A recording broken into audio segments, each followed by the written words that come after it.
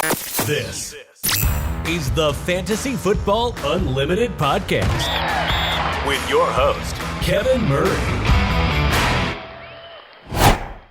Welcome to the Fantasy Football Unlimited podcast. On this episode, we have an amazing guest. I've heard some people describe him as the Matthew Berry of Mexico. From NFL En Español, it's Mauricio Gutierrez. Welcome to the show, my friend. Amigo, it's great to be here with you. What an amazing intro. Come on. That you put all the weight on my shoulders with that intro, man. Yeah. I hear it all the time. That's what people say. That's what people are saying. So I'm just going to go with it. And it makes sense. For everyone that says that, to be compared with Matthew Berry, Matthew Berry is the GOAT of fantasy football industry. It's awesome. It's awesome. Well, it's truly deserved. You are a man on a mission doing a lot of things in the fantasy space. For listeners and viewers that are unfamiliar with your work, what is your current role with NFL En Español? Well, I'm head of fantasy content and head analyst in NFL Fantasy En Español. That depends from NFL Mexico and Mundo NFL. Mundo NFL is the branch that it's overseeing all the Latin American and Spanish of Spain, Latin American and Mexico, and NFL Mexico versus only Mexico, the Mexico market. Incredible. So in order to get into this position, you have to have fell in love with sports at one point in time. Where did that all begin for you? When did you get a love for sports? That's since I was a kid.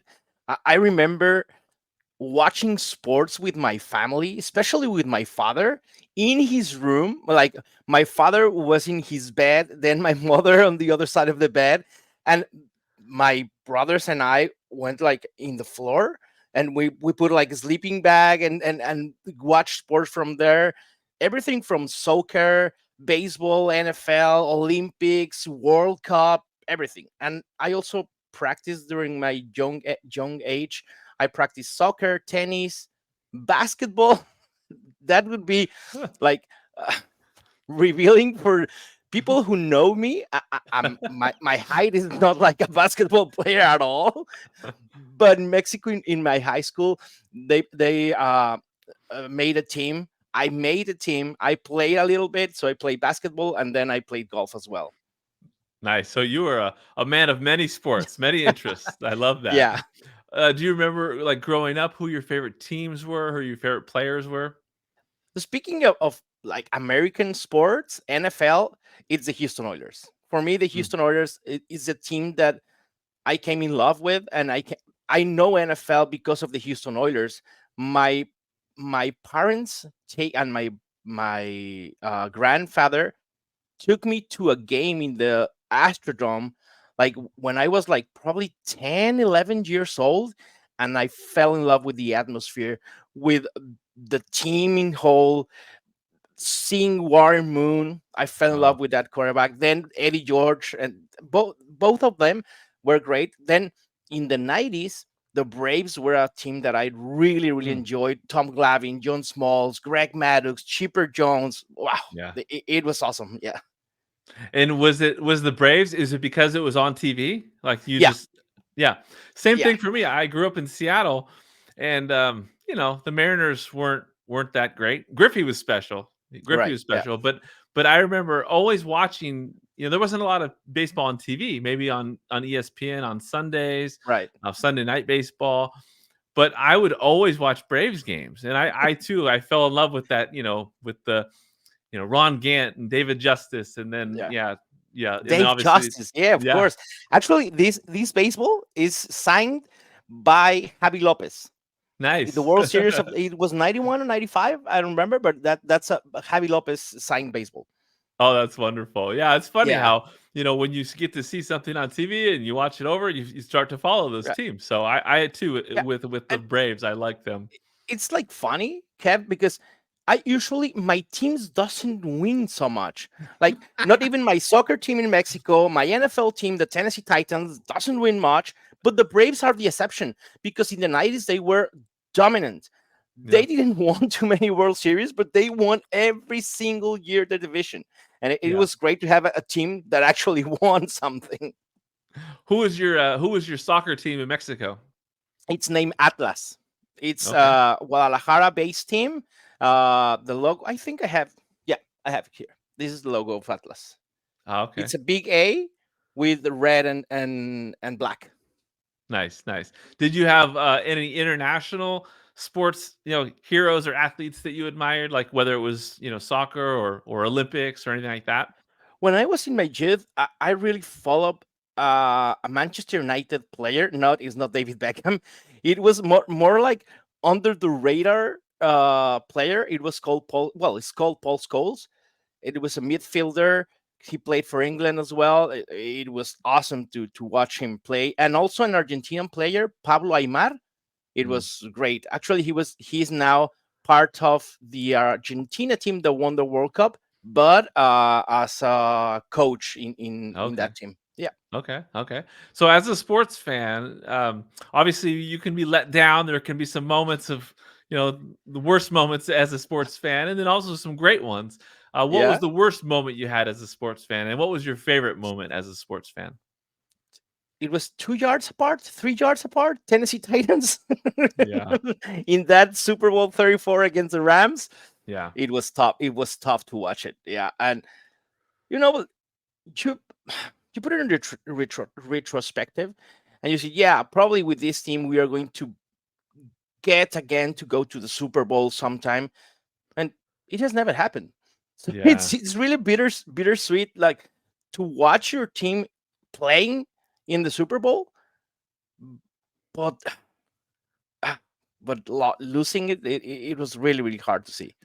It is very hard to lose a Super Bowl. Again, a Seahawks fan, we got our win and it was amazing, but Yeah, losing, when Marshawn Lynch was a yard away, right? That was but very tough. And it's true as a sports fan, you know, yeah, but so it's much different. goes into the season, right? But it's different, like in your position. It's different, like being like winning the Super Bowl and Yeah. then losing it, It's easier. right? It Because is true. it's probably easier. Well, you had a really good team with the Yeah. Legion of Boom, Russell Wilson, that you really thought that, yeah, we can get here any year. Yeah. For us, for Titans fans, it's really hard. That's hard for organizations that always struggle or Right. traditionally struggle to get there. Like the amount of effort it takes and the amount of luck and the ball bouncing the right way to get to that championship. Yeah, there's no guarantees that you're going to get another opportunity. So that's Yeah. hard. What's your favorite moment as a sports fan? I have two favorite moments, like the Braves winning the World Series champions 2021, like too Hmm. many years Yeah. after the first time I saw them winning the World Series. It was awesome. But the really best all-time moment as a sports fan is December 12th, 2021, at the Estadio Jalisco, Atlas home stadium Okay. against Leon. After 70 years without a championship, Atlas won a title again. Oh, And it was not only the that Atlas won the championship, because the atmosphere, you can imagine the atmosphere at the stadium, but it was something that I was related with my family all time. hmm, My grandfather, my father, my mother, my brother, everyone. I have my family around me, and we were all crying, enjoying. Then before the game, too many people had pictures of relatives that passed away or friends that passed mm, away, that didn't have the chance to see their team playing a final game and a oh, championship, and I have goosebumps just to talk yeah. about it. It was really awesome. Yeah, those are the best sports Yeah, moments when they're attached to something sentimental, right? Or right. or a family, your team won, but it was the team that was passed Yeah, down to you from a because father or a parent or yeah, because with sports it happens. Well, in life happens many times. Like some things remember you to some other things, like family Mhm. or moments. With sports happens the same time. I mean, we Yes. are a sports fan because we love sports, but probably that sport or that moment remembered you to your youth, to your parents, Mhm. to something special that you live through the sports, and it's awesome. Yes, that's what sports are all about. I love Yeah. that. So how is the popularity of the NFL in Mexico grown over your lifetime, over the Oof, years? a lot, man, a lot. Because when I was young, probably we had two games a week in the biggest channels in Mexico. It was Uh-huh. it was totally in Spanish. That it was great to grow popularity, but like after internet and broadcastings, ESPN, Fox, etc., we had now probably five, six, seven, 8 games a week.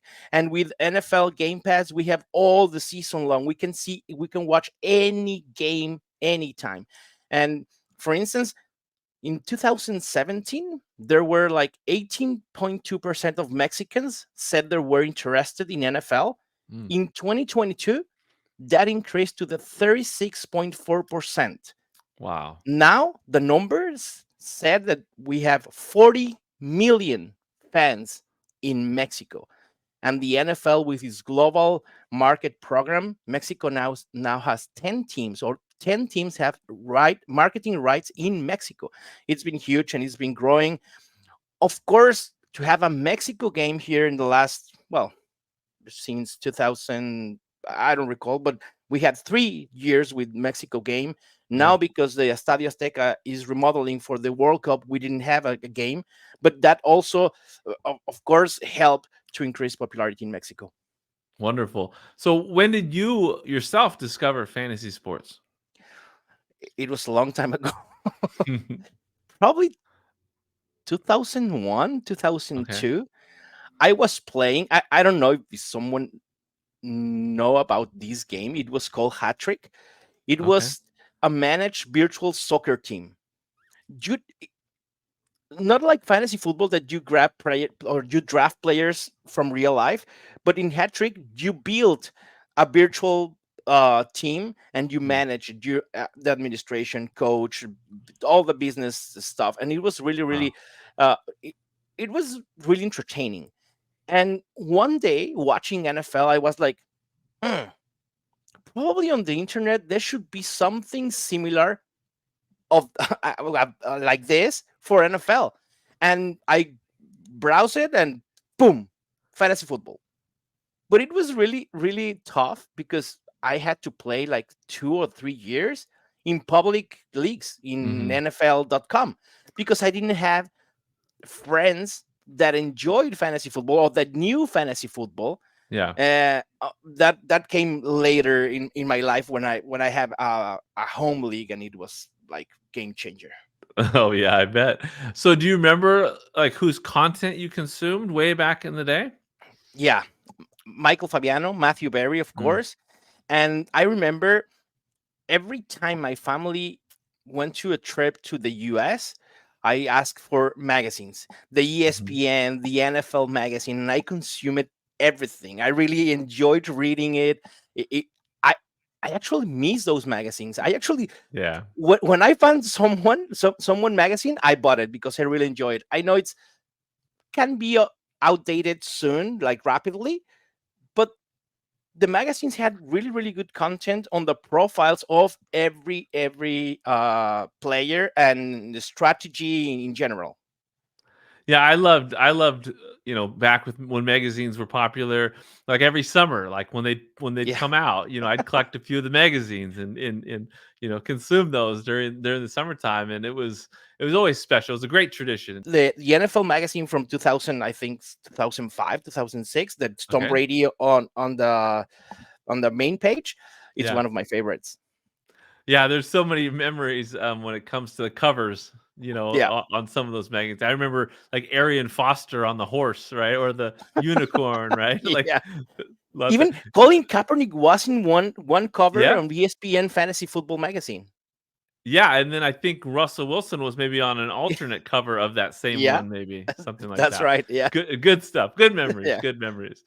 So how popular has fantasy sports become in Mexico? It's been growing a lot, Kev. For instance, we at NFL, the fantasy football app, we now have the possibility to have Spanish language within Mm. the app. So the app has the ability to have both languages. You can put it on English or in Spanish, and that has given us growth in the Spanish market, in the Spanish speaking market in Mexico, Latin America, and every single year we have new users coming to the app to play fantasy football. I could say that probably from the 40 million fans, NFL fans in Mexico, probably 5 to 10% are playing fantasy football, Mm. and it's quickly growing. And now it's really nice to see that from our generation, it was first NFL, and then you discovered fantasy football, and now the youngest people is playing fantasy football and are discovering NFL through fantasy football. And that's awesome, because some of my friends like, hey, I didn't knew NFL, but a friend of mine invited me to a fantasy football league because he's my coworker and we have to do it for work, or etc etc etc. And now they are knowing NFL through fantasy football, and that's awesome. So when you first started playing fantasy, what was it that you fell in love with? What hooked you? Like, to have a team that like, it depends of what I was doing with my team. I chose the players, I make decisions of start them, seat them, trades, to have the possibility to compete against others. It was that what hooked me. And then when I passed from public leagues to a home league in Guadalajara, it was another mention, because we generate community, and I have Yeah. now friends that I with common interest in fantasy football and in NFL, and that was, like I said, it was a game changer. So when did you discover your home league? How long has that been going? Probably 12 to Oh, 13 nice. years now. Yeah. And Oh, we good, good. You guys. every single year we have a live draft. Oh, We good, good. gather together. Yeah, we have last how you say, the punishment for last Yes, yes. Yeah. team. Yeah, What's your last place punishment? in the draft they have to be waiter for everyone Yeah. during the draft. During all, we have a draft, like, we do event like probably 8 hour event. Oh, nice. Yeah, we play games, we drink, we eat, and then we draft. And in all that time, the last place has to be waiter of everyone. That's great. That's a Yeah, perfect punishment. yeah. But That's great. they have to go in Mexico, like waiters, with how Oh, you say oh, it, like, with bow, yeah. and yeah, the jacket and every, yeah, you have to go like that. Do you take pictures or video of this? I need to Yeah, see of it. course. Yeah, Okay. yeah. I'll have some videos and pictures of it. Okay, great, great. I've Who's never your been waiter, by the Okay, way. okay. Of By the course, way, of course. Okay, disclaimer. let's be clear. Let's be clear. Yeah, How many times have you won the championship though? two, Two? two, Okay, that's two good. times. Yeah, That's great. Wonderful. Congratulations. thanks, man. It's uh, really tough to win on that home leagues. oh, I bet. Yeah. Yeah, Who's your biggest rivalry in a fantasy football league? in that one, I say my best friend, the one that invited me, is Raul Camarena. He's the commish as well. He does Okay. a really great work with being commish of the league. But he's my biggest rival. Yeah, and outside of my home league, I have to say Ian Hartitz. Ian Ian Hartitz and I, Hartis. we play in several leagues together, Okay. and Kings Classic, International Dynasty, and every time, the first time I, well, one of the first time I recall losing to him, it was in championship, and since then is like I need to win every matchup against Ian Hartz, and he knows it. That I call him my nemesis in fantasy football because it's really hard to me to win to Ian. Down with Ian Hartis right there. I love it. Yeah, What are your favorite settings and formats in fantasy football? I'm. I will say I'm really. I don't want to say it's basic, but it's really basic. I love PPR, half PPR, 12 team leagues, one QB. I know that fantasy is evolving, and now with Dynasty and Best Ball and Super Flex and all that stuff, it's really cool to see there is something for everyone. But I really enjoy my typical home leagues, 12-team leagues, one QB.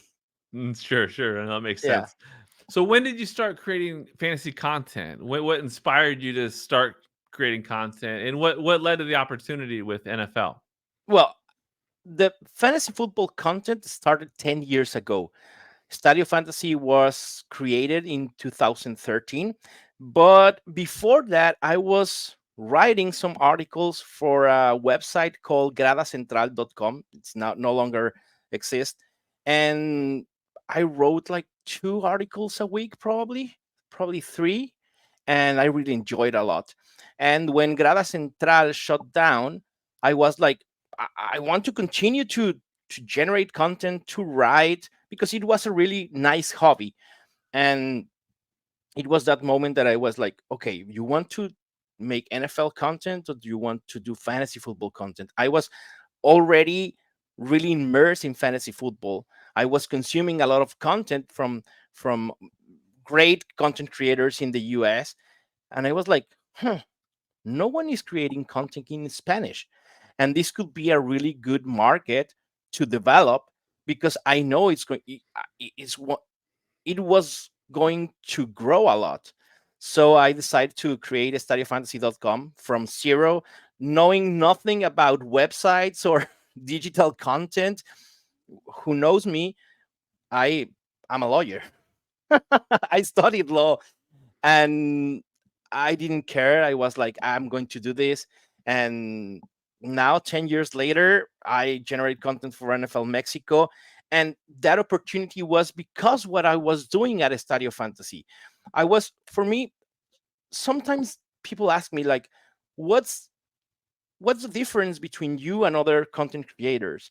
And for me, it's constant. You have to be constant, and be you have to take care of your audience in the way that, since day one, when I wrote my first article, I was like, probably there is going to be 2 readers, 3 readers, and I didn't care, because I have now a responsibility with those readers were expecting more content from me. And for me, that was like the path to success, like to be constant and to be loyal to the ones that already consume your content. If it's 5, 10, 1,000, 100, I don't care. That's wonderful. I love that. It's a Yeah. great mindset for sure. Yeah, the NFL looked at my content, and at first instance was like, hey, we want to start generating fantasy football content in Spanish for our audience, and we think that you are a right fit for us. Present us a plan, what you can offer us in content creation, and we'll see. And I was like, I'm going all in. I was like, hey, I have all Stadio Fantasy at your disposal. You can dispose, or you can, like, all my rankings, articles. I wasn't with Stadio Fantasy podcast, so I had like a very good background in content creation. And NFL was like, hey, wait a minute, wait a minute. We're going to start with 2 articles a week. And I was like, perfect. I that's what that that's the opportunity I needed to enter to the industry. And I knew that from there I can grow and I can explode the fantasy football community in Mexico. And year 2 was like, okay, we need more. And there were like 3 videos, then 5 articles. Then year 3 was like, and now we are going to have a podcast. And now we have a really, really good team of content creators, community managers. We have our own Twitter account. It's been great, and it's been growing. And NFL Mexico and NFL in general knows the importance of fantasy football as engagement and as marketing as well. That's wonderful. So how has that experience been working with the No, NFL? awesome. It's been awesome. Really, really awesome. I've get to know amazing people within the NFL. I got to go to Super Bowls now. So it's really amazing, because the first time the when I started creating content, fantasy football content, I was like, yeah, probably I'm not going to the Super Bowl, because what are you going to do fantasy football content in the Super Bowl, right? Yeah. Probably you don't make like connection, like, oh, yeah, like connection, but the NFL was like, hey, we like what you do. You can do other stuff, not fantasy football stuff. So they invited me to my first Super Bowl in LA years back. And I was in their shows, Super Bowl analysis, etc., etc., etc. And it's been awesome, man. Really, That's really awesome. wonderful. Yeah, yeah, What it's a dream come true. Yeah, I bet. What's been the most difficult challenge for you? The most difficult challenge. I think I have two big challenges, and I've said regularly, I'm so immersed in fantasy football right now, Kev, that it's really hard for me to create basic content like tutorials and all that stuff. It's not because I don't want to do it, but it's really hard to me. Like, okay, I have to go from the basic. And what is fantasy football? How did you log into to the app? How did you draft? What's all that stuff? Like the 101 of fantasy football is really Yeah. tough for me. It's challenging, but I know that I have to be better on doing that because many people in Mexico and Spanish speaking people doesn't know about fantasy football and need those type of content. Mhm. So I'm working on changing of course my team. It's very good at that. So if I can do it, my team it covers all that stuff. But I need to be better at that, and also the to let people know that fantasy football is fun, even though it's challenging. Because when you hear, if you first, you like your first thing you hear in fantasy football is advanced metrics and yards after contact and I don't know, all the advanced metrics, it could scare people. Mhm. People could say, wow, that's too difficult for me. I don't know what's ADP. I don't know, like I have to draft 10, 12, 15 players, and I only know Joe Burrow and Patrick Mahomes, right? So Yeah. it's challenging for them. So you have to yeah, like to establish that fantasy football is fun, and ultimately is that. That's what we love about fantasy football. Of course, we love winning. Of course, we love to know more about the game and to be better at the game with the content, with the advanced metrics and all that stuff. But ultimately, the ultimately goal is to have fun and to create community as well. Have fun and beat Ian Hartitz. That's what it's Yeah, about. yeah, that's what it's about. I What's just want to say, Ian Hart is some. This is a message for Ian Hart. Your fantasy team sucks. There it is. That's great. What's been the most rewarding part of your experience in the industry? Oh, Kev, that's a tough question because all what we have built through NFL, like I said, like now to have the whole NFL fantasy app in Spanish, it's awesome. And to build a huge community, it's been awesome. And to have like 3 podcasts now, Player Profiler in Espanol as well. And it's been growing and growing and growing. But the best thing, the friends that this hobby has given to me. That's like, it's an overstatement if I say it. It's really, really awesome. I have known so many great people in this industry that I feel part of that, and you know it. It feels Yeah. like a big family. Like we Yeah. when we gather at Canton or at FSGA, it feels like a big family, and it's really awesome. That's the best part for me. Yeah, I know it's true. They're like family reunions a couple times a year. I love it. Yeah, How much? Speaking of family, how much has the support of your wife meant to you during your career? a lot, man, a lot. Gemma has supported me since day one, and it's been awesome. He loves the NFL even before we met, and she enjoyed all my articles. She was a recurrent reader and listener, and she has been very, very supportive. And now Gemma has a role with us in NFL Mexico and NFL Fantasy En Español, generating content. And that's been great because, like I've said before, the challenge is to let people know that it's fun.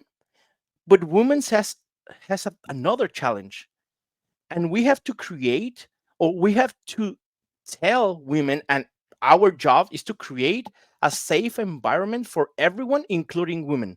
They have to feel safe playing against men, playing against other women, and that's been challenging. And Hema is doing that content to uh well, to promote fantasy football through women, and it's been awesome. Yeah, she's doing a lot in regards to content creation, and like you said, as a huge advocate for the Yeah, women of fantasy football, she plays a huge, a significant role in that movement. And it's always fun to see her. It's yeah, always fun to see her and enthusiasm. But she's and doing a lot, obviously, in yeah, this it's great. space. And what is really awesome is that probably, I don't know, 10, 15 years ago, women was like, wow, yeah, I love fantasy football, but I don't want to be in that environment. And now it has changed. Like we spoke about the 40 million fans in Mexico, in NFL fans in Mexico. You are going to be surprised that 40% of that fans are women. That's wonderful. It's enormous. We have a really big fan base, and they have all the right to enjoy it, to play fantasy football, and to feel safe playing fantasy football, like a big huge community and family, of I course. That's wonderful. Yeah, Yeah. talk to me a little bit more about the experience going to the Super Bowl and being a part of like media week and those kind of things. Because it's so fun to see you guys there, to see see the content that's coming Yeah. from that. Tell me about that experience. Well, doing the NFL Super Bowl week and Super Bowl, it's fun, dream come true.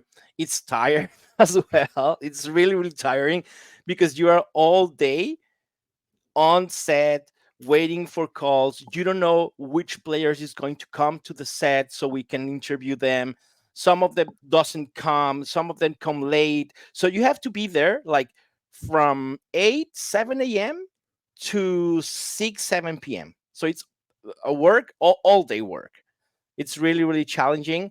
And then after that, you have events with NFL, with colleagues, because it also happens like in FSGA or the Fantasy Football Expo. You connect with some colleagues, and then you have a dinner or you go out for a drink. And now it's 1 a.m. and you have to go to bed because later later in the morning you have to wake up at 5 6 a.m and be ready for work. But it's really amazing. It's the support that the NFL Mexico has to us. We have been growing as well every year in our coverage. We started without a site in Radio Row, and now we have a really big stage, and we have interviews with so many players. This year I had the opportunity to interview Puka Nakua, then Hema on the floor chasing players to have an interview, and it's been really awesome. And it takes a lot of dedication too, because describe the process that you and your wife go through. I mean, you're in Mexico, Yeah. you drive up, right? And then Yeah, and then the last three Super Bowls we have the facility to drive because yeah, we are established in Mexicali, Baja yeah. California, in the border with California.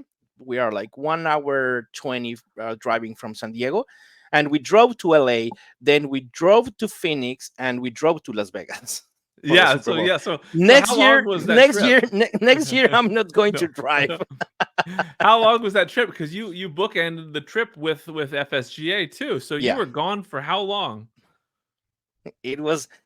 I say that it was a residency in Las Vegas. We stayed in Las Vegas for probably 11 to 12 days. It was really challenging. Yeah.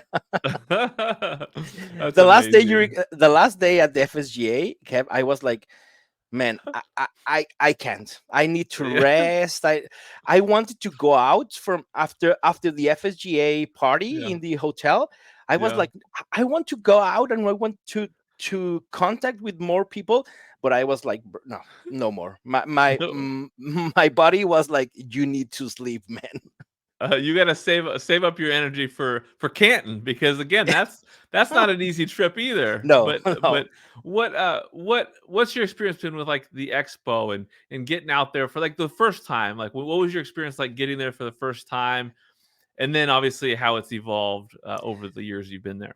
The first time I was really excited. Well, every time I'm really excited to go to the Fantasy Football Expo, but the first time it was my first time doing a live draft in the Kings Classic draft. So I was like really, really nervous. I didn't knew much of the people, like only from Twitter. Like many of us, we only know them from Twitter, right? And then I had difficult to arrive to Canton because I lost my connection.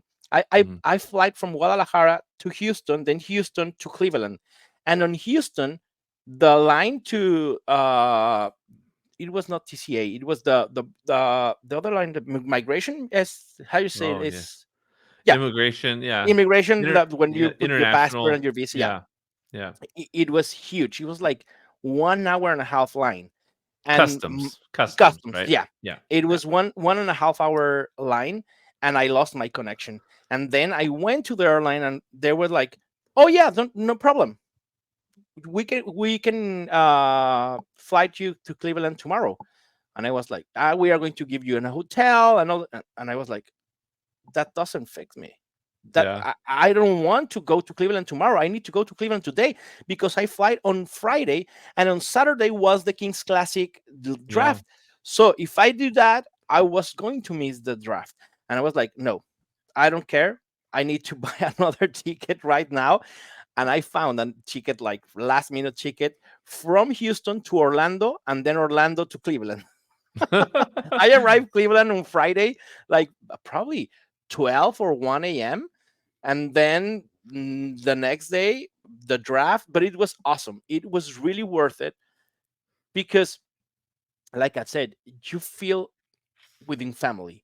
And even though that you only spoke with some people through Twitter or DMs or whatever, they're really welcoming. It's a really welcoming industry, and I felt great. I made some great friends that from that day, since now it's one of my best friends in all my life, and it's awesome. It's awesome that the energy, the events, the expo, Bob Long did really do a really really great job with that.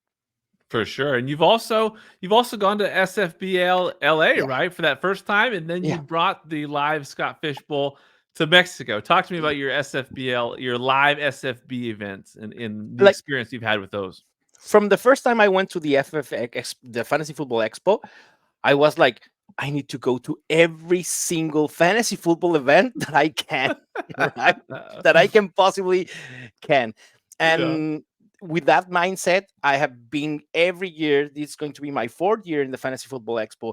I went to two FSGAs and the Scott Fish Bowl in Los Angeles. After watching the community in LA, what Trophies Mac, with Matt and Kelly, Chase, and all the people in Trophies Mac and Scott Fish as well, did in that draft, the energy, it, it was like, I want to replicate this in Mexico because I knew that we had interest. The Mexican players or Latin American players in the Scott Fish Bowl has been growing every single year. And when the people in Mexico sees those videos, that images, they were like, "Hey, we want something like that too." And I was like, "Yeah, we have to do it." And I spoke with Scott Fish, and I was like, "Next year, Scott, please give me the chance to do a live draft in Mexico City." We did it, and it was awesome. Thanks to Gema, Chato Romero, and Javier Manzanera, the ones that made possible last year to the Mexico City live draft, and it was awesome. We had three live drafts, but probably around 100 people in total uh, went to the live draft only to enjoy, to create community, and to chat with us. It was really, really awesome. Yeah, it's one of the biggest, like you said, one of the most rewarding things that I've done in the fantasy football industry. That's one of that as well, because like you create community, and through what we do, I know people now have home leagues within them, or not Oh, home leagues, but they created leagues that have lasted 2 3 years, and it's really, really, really great. Yeah, that's and wonderful. this year we're going to have another live draft in Mexico City. If you're interested in attending, please let us know. Bringing back the live Yeah, SFB in Mexico. That's yeah. wonderful. I'm probably, Uh, yeah. This is going to be a even huge, bigger event this year. Yeah, so it's kind of awesome and really, really rewarding. Very exciting. Very exciting. Obviously, one thing that brings us all together is football. Love for football. It's a fun time of the year with the draft Yeah, upcoming. Are there any players that you're excited about to see where they end up landing in this draft class? yeah. Speaking of QBs and prospects, I'm intrigued with Jaden Daniels, Mhm. because we've saw what it's like, you know, Konami code, and the QBs Yeah. that have mobility, they have really, really good upside in fantasy football. We've seen with Anthony Richardson last year that he was doing really, really well, and Jaden Daniels is that kind of player. I'm really intrigued if the Washington Commanders is going to take him at 2, or he's going to fall to the Patriots, or even to another team that has that trade up for him. Yeah. Yeah. Are there any sleepers in the draft that you're excited for that are, further along in the down the ranks, but you're excited to see where they fit in?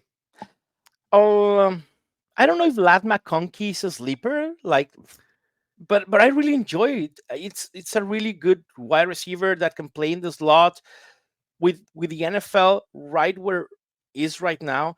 A wide receiver in the slot can be very fantasy football productive, and I'm really intrigued if he can goes in the first round, final first round, or early second round. That would be great. Yeah, I'm excited to see where he lands because yeah, he's a unique player that in the right Yeah. system can be very, very valuable. Are there any players in 2024 that you're just really excited to get on your teams? A guy that you'll jump ADP for?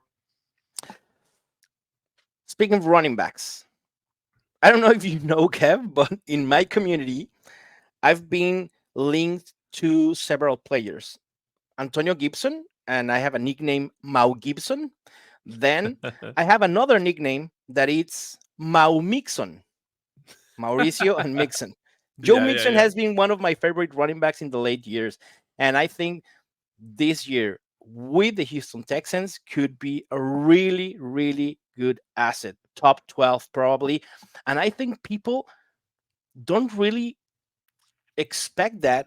And even I think Joe Mixon, it's a feeling of disappointment from last season. And I don't know why, because Joe Mixon was really, really productive.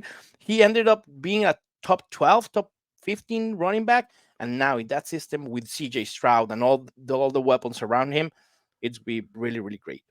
Yeah, I think that's a great answer. I totally agree because there's so many weapons in that offense. Like Yeah. he's going to be an afterthought, although he's the steady running veteran running back that's going to get a lot of opportunity. So I agree with you for sure. Yeah. Let's dive into a few rapid fire questions. I'll just throw out Let's some go. questions. Find out, your quick reaction to the question. So, what do you enjoy most about what you're doing in the industry right now? Expanding the hobby outside the US to Nice. Mexico, Latin America, and Spain, and also getting to know awesome people along the way. I love it. It's a great answer.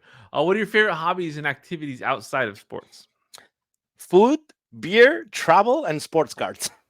Okay, okay. What's your favorite type of food? My favorite type of food, tacos and pizza. Okay, okay. Tacos and pizza. You Yeah. can't go wrong with that. No, How, how not about at how all. about beer? How about beer? What's your favorite type of beer? IPAs. Hazy Okay. IPAs, preferably. Yeah. Okay. Do you have an all-time favorite TV show? That's a good one.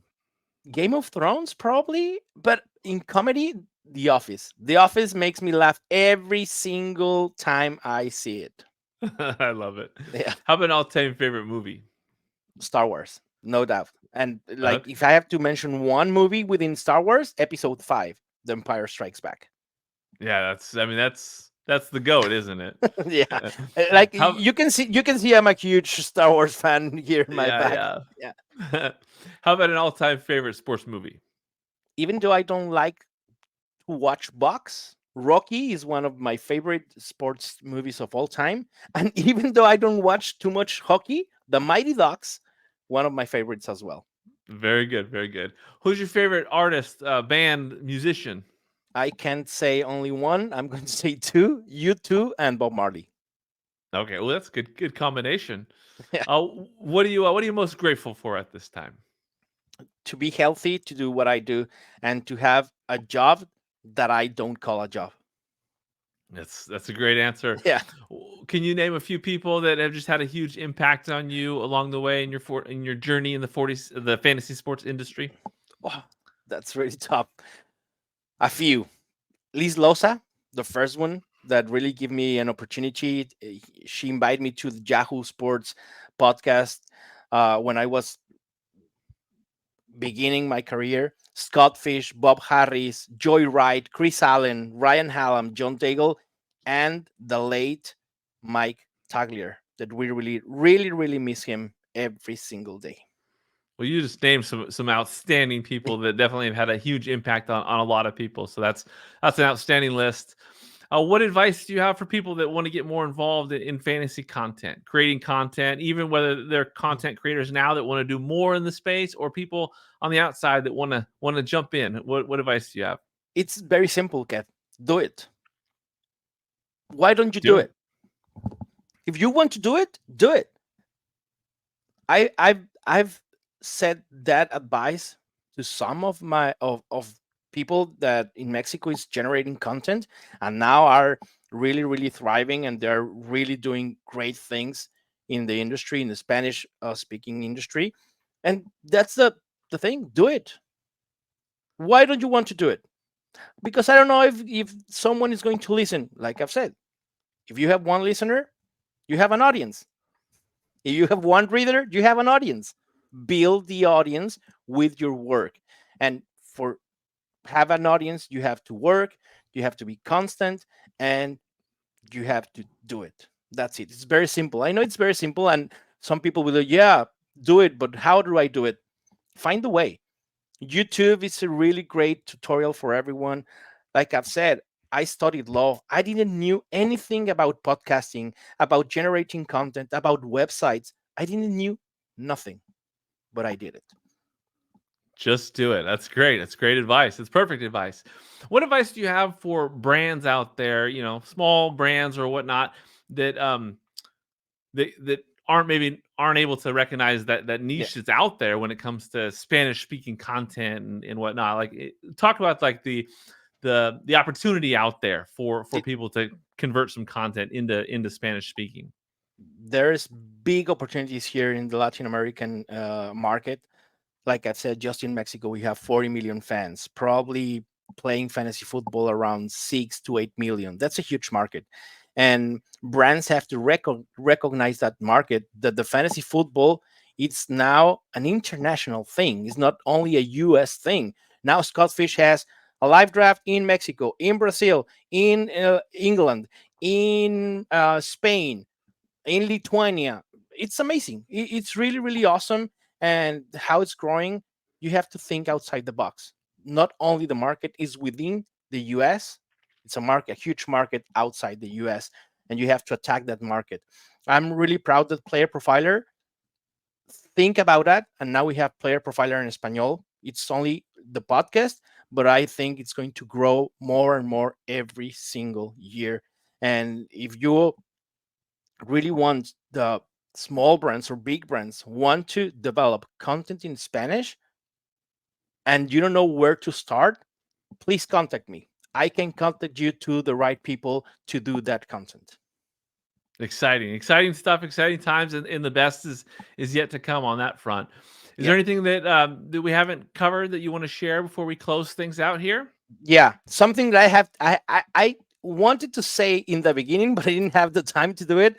Congrats to you, Kev, with the award of the podcast, the Fantasy Football Unlimited podcast. It was really, really awesome, and I was really happy for you when you won the podcast. Like, I was there at the FSGA convention in that room, and everyone was really, really happy for you. You deserve it. Really, really good job, and it's an honor to be here with you. Award-winning podcast, and you deserve it, man. Really, really congrats. I appreciate those kind words. It was definitely a special moment, and it was something that for me, I too, I felt that love, right? There were so many people that were so supportive, and it was truly a special moment. And so to have you there, to have my friends in the industry there experience that with me, it was great, because this show, I mean, it's about you. It's about the people in the industry. It's about sharing resources and the personalities out there. And so you coming on this show, it's just a natural fit because you belong here. That you're a huge part of this industry. I love everything you're doing. Can't wait to see everything that's ahead of you, because you are doing awesome stuff. So tell the listeners and viewers where they can find your work. At X, mainly at M Gutierrez NFL. Also my YouTube channel, M Gutierrez NFL. Instagram, my podcast, Estadio Fantasy Podcast, Player Profiler en Español, and Los Fantásticos, the official NFL Fantasy Football, NFL Fantasy En Español podcast. There you go. It's the Matthew Berry of Mexico, Mauricio Gutierrez. Thank you so much again for coming on. I can't wait to see you in Canton, my friend. Yeah, thank you, Kevin. See you soon, amigo. Thank you for listening to the Fantasy Football Unlimited podcast. Until next time, be sure to follow and subscribe to all of FFU's social media accounts for daily content.